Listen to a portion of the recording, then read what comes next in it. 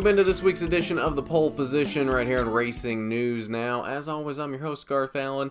Thanks for joining me, as always, tonight as we have an action-packed weekend of racing to cover. Basically, every series that we cover was in action this weekend, so we have a lot to talk about. Before we get into that, there will be an announcement at the end of the show for a new show coming up. They'll be starting this week, as well as some other stuff happening on RNN. So we'll get to that at the end of the show.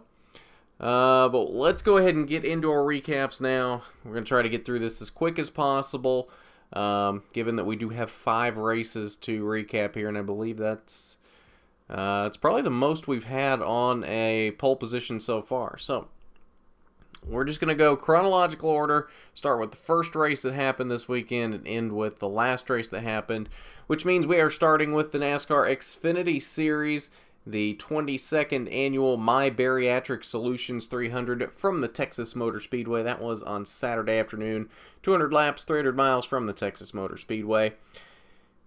And it's always my second choice. I don't know how this continues to happen, but it's always my second choice, especially in these Xfinity races. Always my second choice that ends up winning the race. Ryan Blaney being that second choice this time.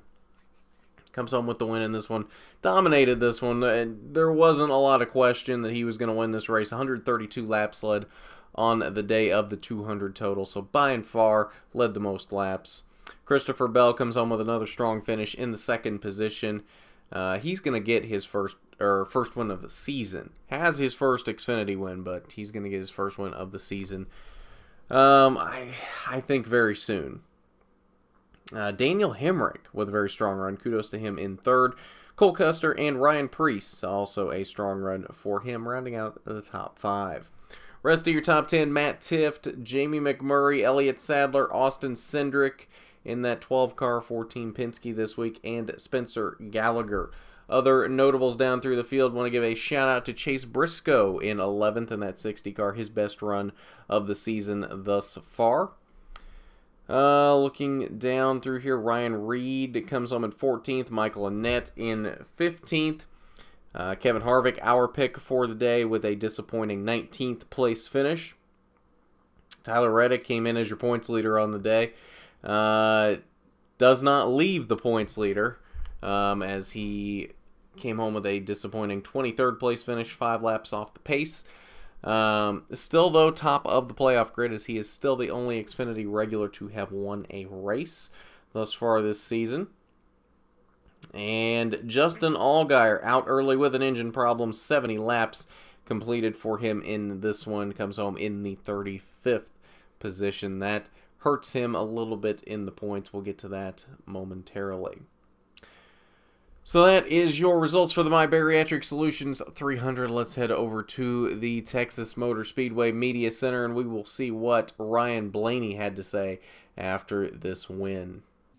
We were able to start up front there, and a lot of cautions early, especially in kind of the middle stage of that race, and it was kind of hard to get going and really tell what your car was doing. The temperatures were so different yesterday when we practiced till today. We didn't really know where we were going to be at, where we were going to start off the race and our balance be. I thought we had a decent idea, and the changes we made were going to be strong, and I was confident in them, but you just don't really know. And I think we ran 2 laps segments before in between cautions for like 3 or 4 cautions, and I didn't really know what we needed. And we were able to tinker on all day. I thought we were pretty close to begin with, and we got behind there a little bit when we got loose on that restart, and then the stages got broken up, but we were able to restart, I think, 7th there and drive back up to the lead and lead the whole thing after that. So just a really fast race car. That's 3 in a row for this team with 3 different drivers. That says a lot about Brian's work that he's done and the whole team to bring really fast cars to the racetrack here lately, and hopefully we can keep this up. It was definitely a fun day.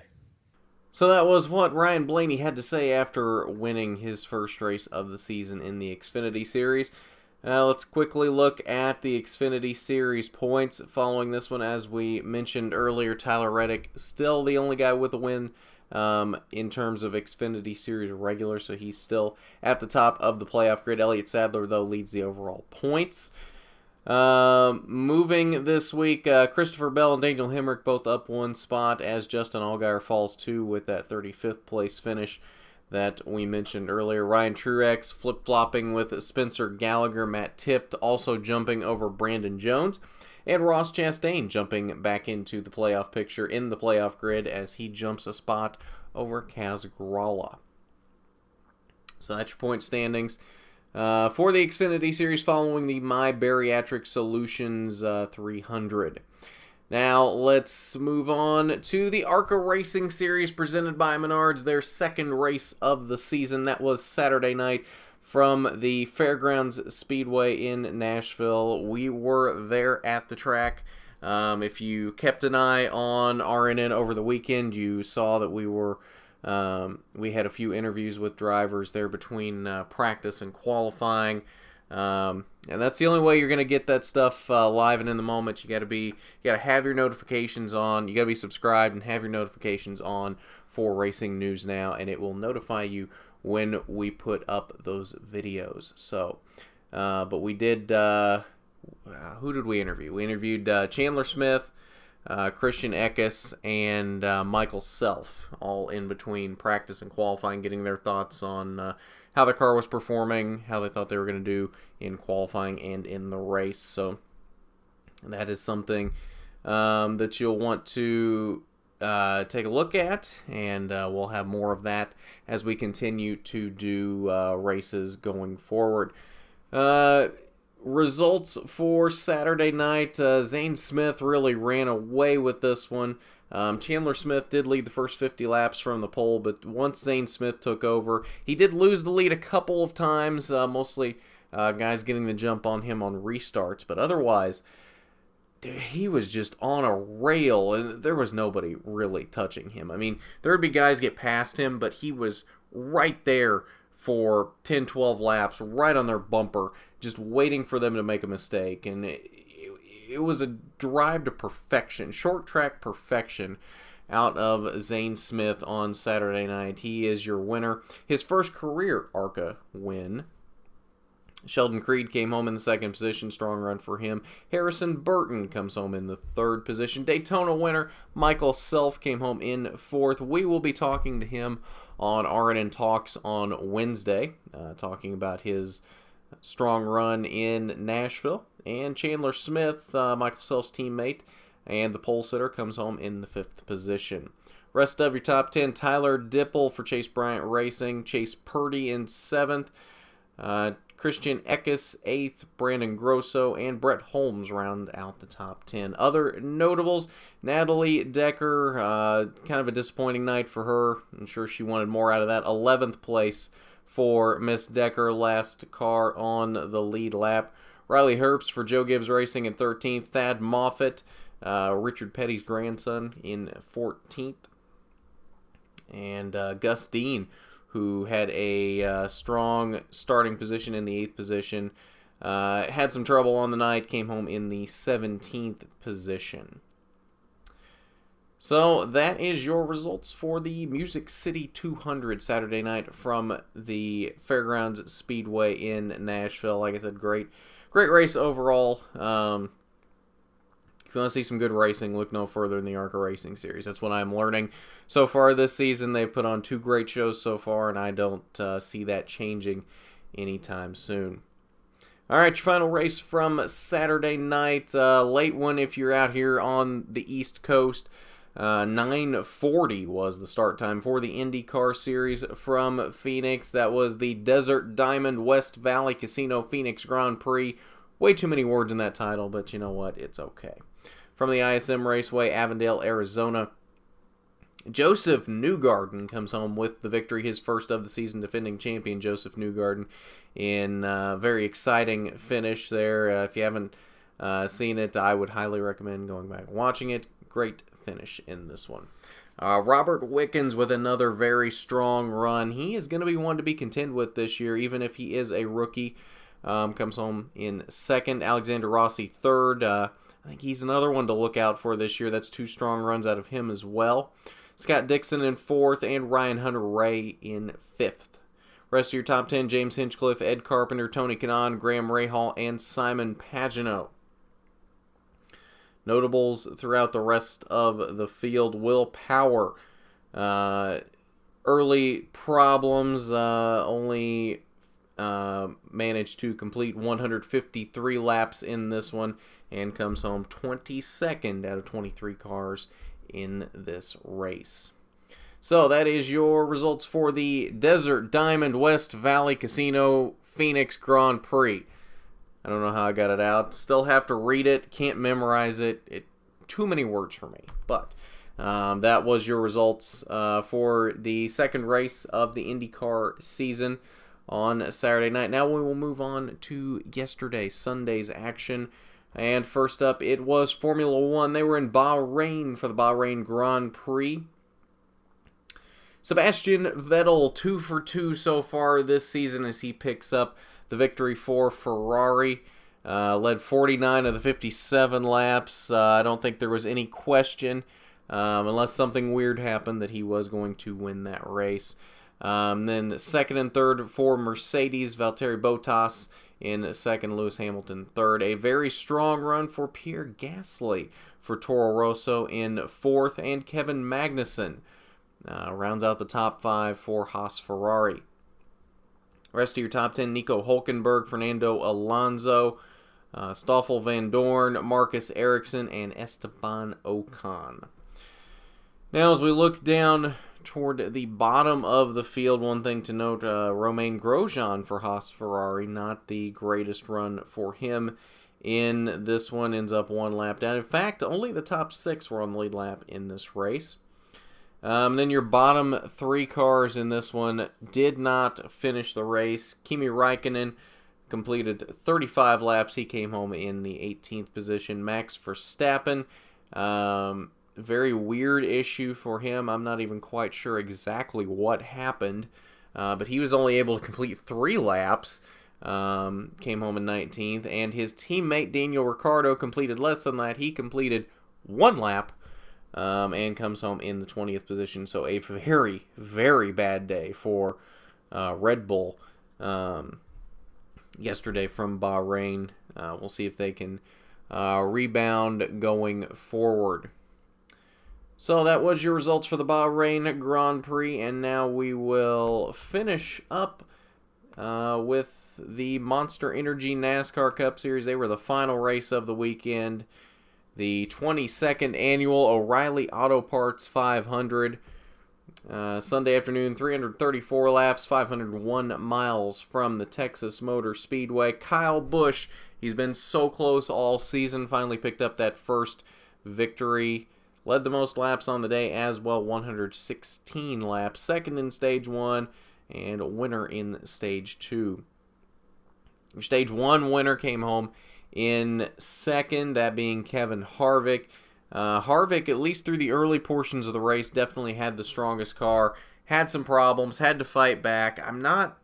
Couldn't quite figure out there at the end if he had a better car than Kyle or not. They seemed to kind of be on even playing ground, so to speak, there at the end. And Kyle was just happened to be the guy that was in front of them. And, it's been well documented. All the aero issues that the current car has, and Harvick just couldn't quite do anything when he caught up to him, and them's the brakes, as they say, in terms of what we've got with this current car. Jamie McMurray, kudos to Jamie McMurray, very strong run. Comes home in the third position. A lot of guys in this one you're not used to seeing up front, that being because there was a lot of attrition in this race. A lot of the guys that had top 10 capable cars taken out in wrecks or other problems throughout the day. We'll get to them eventually. Eric Jones in fourth, and Ryan Blaney rounds out the top 5. Joey Logano, Kurt Busch, Bubba Wallace, Clint Bowyer, and William Byron, the rest of the top 10. Some very good runs in there for a lot of guys, namely Bubba Wallace and William Byron. Notables throughout the rest of the field, Chase Elliott in 11th. Let's see, Matt DiBenedetto 16th. Good run for him. And then some guys that you're not used to seeing in the top 20 or close to the top 20. That being Ross Chastain in 18th, Cole Witt 19th, Greg Galding 20th, Landon Castle 21st, and Harrison Rhodes in 22nd. Now we get down into the guys that you're not used to seeing in the bottom of the pack.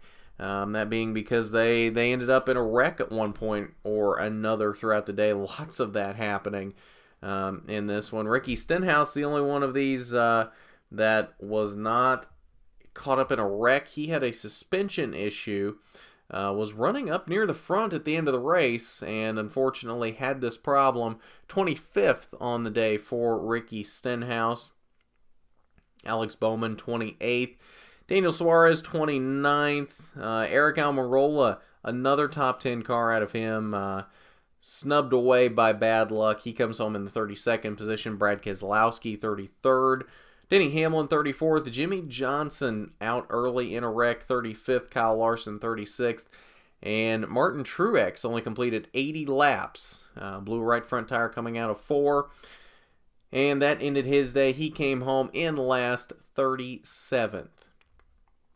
So let's head over to the media center now before we wrap up, and we will see what Kyle Busch had to say about his first win of the season.